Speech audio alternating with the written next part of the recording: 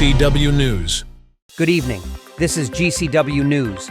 Russia has accused NATO and the United States of provoking a new level of tension after the US and Germany became the latest allies to permit Ukraine's military to use Western-supplied weapons to strike targets inside Russia.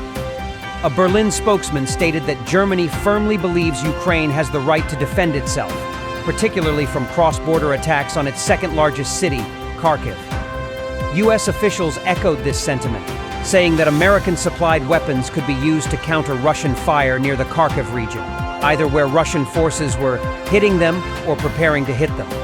Ukrainian President Volodymyr Zelensky welcomed the decision, stating it would help protect civilians living in villages close to the Russian border.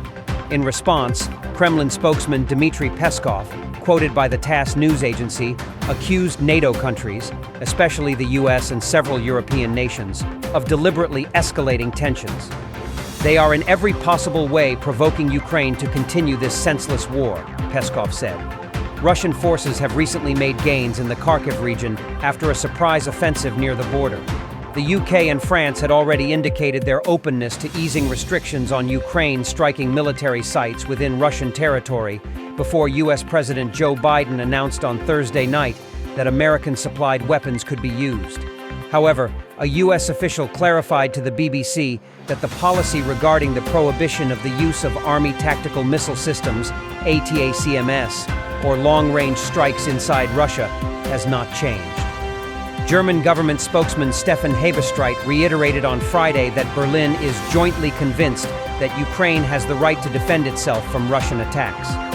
To do this, it can also use the weapons supplied for this purpose in accordance with its international legal obligations, including those supplied by us, he said.